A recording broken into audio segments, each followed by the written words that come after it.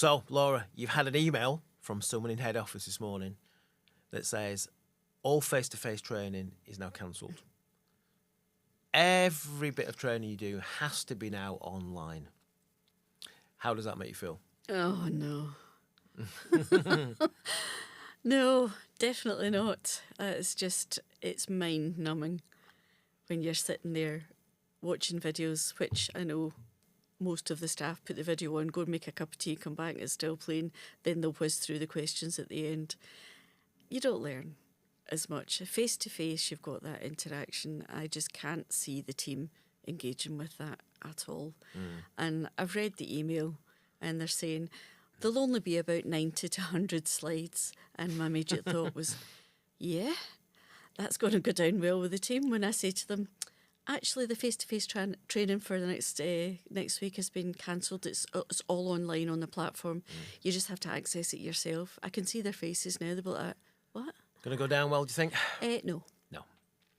You're going to have to supply plenty of pillows, I think, for people to... Yeah, or Red Bull. Yeah, absolutely. There's no way.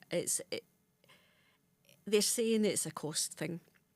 But given the fact that you're going to either have to release people off the floor to sit and do this online training or rely on them doing it in their own time, and they get little enough time off as it is. It's unfair, I think, to expect them to sit at home. Bearing in mind a lot of the care team won't have laptops or desktops they can use. They'll be looking at a small phone Right. and doing their e-learning on a phone, which Wow. I physically couldn't do. I wouldn't be able to read the font. But I think it'd be really difficult, and I think they would just disengage completely from the start.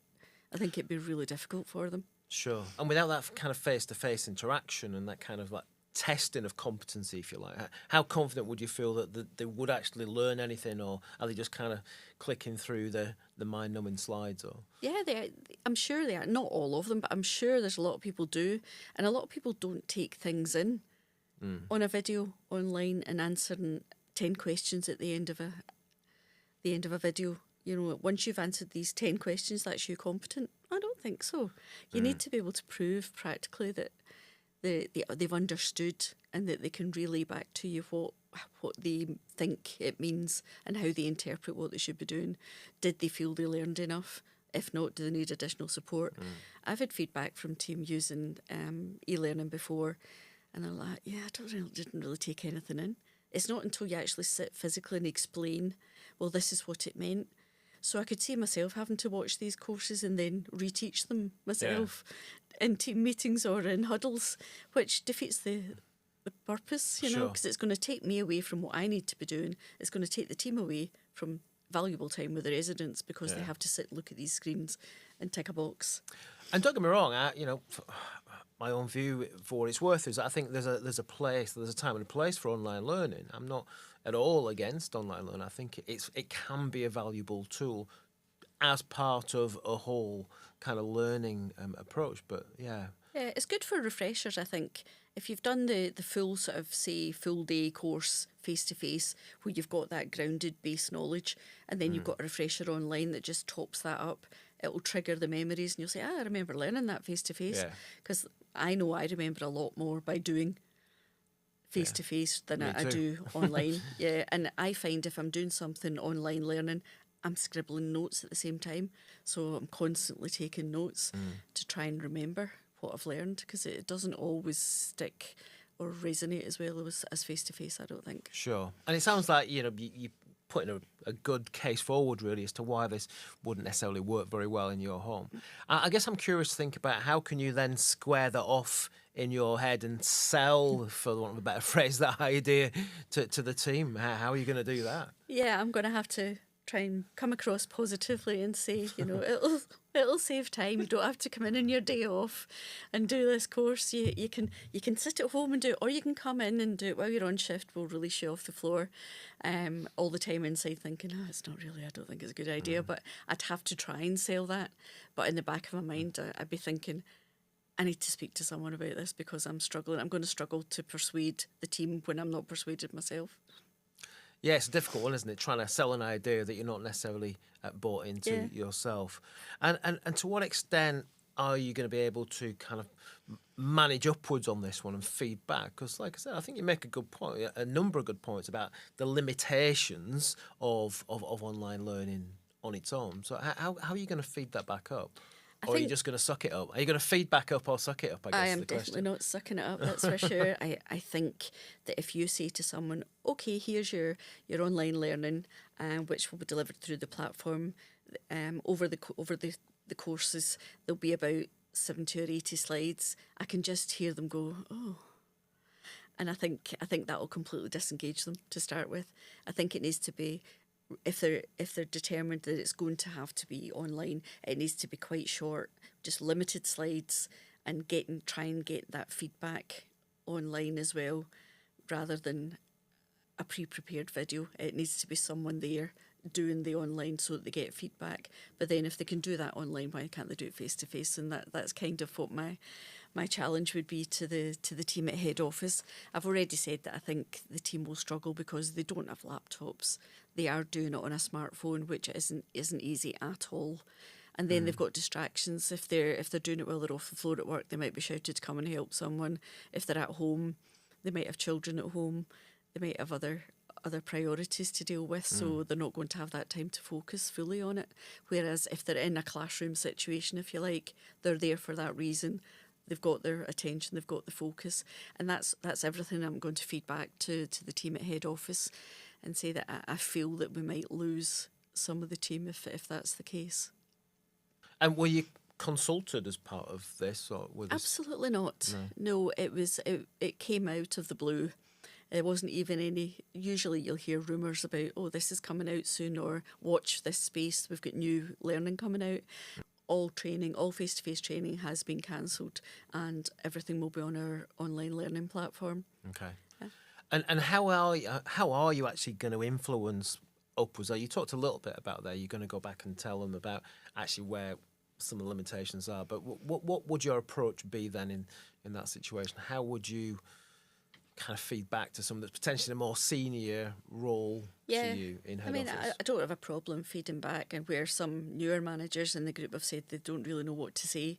How do I feed back to my area manager or my director that I think this is right, I don't agree with it. This has just been dropped on us without any consultation.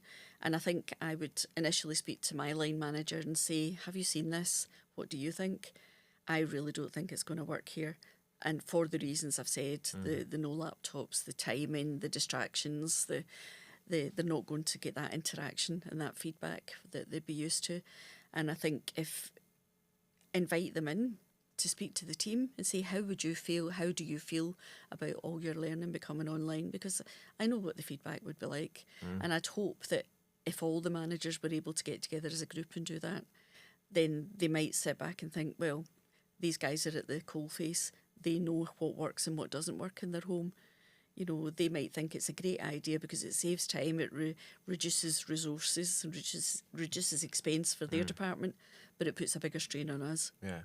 And I do get the kind of economics of it, but it's only a positive economic if people actually learn something from it. If they don't learn, then it's just time and money wasted, isn't it, really? Absolutely. And I don't want to be spending the next 6 months chasing people to do their online learning because they'll say, I'll do it tomorrow. Oh, I can't face doing that. It's another 50 slides.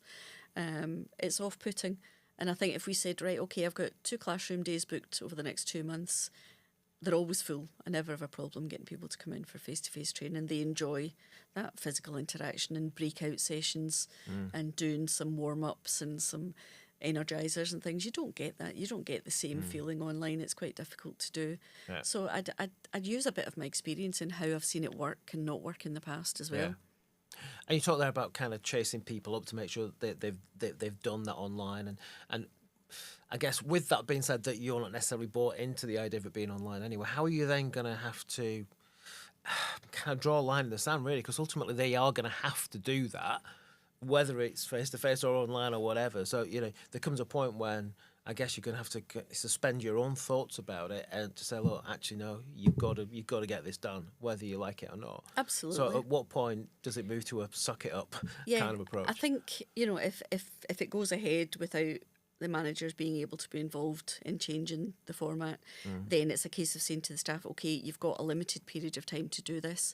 They only get about 4 to 6 weeks to do it anyway. So at the outset, I would give them a deadline of the 4 weeks, and then any who are really struggling would support them with that. Yeah. But it's a case of it's mandatory. It's not optional, unfortunately, and it has to be completed. I would do it as well, and Yeah. I would say to them, okay, I've done it, deputy's done it, admin's done it, we're all doing it. It's not just you as a care team.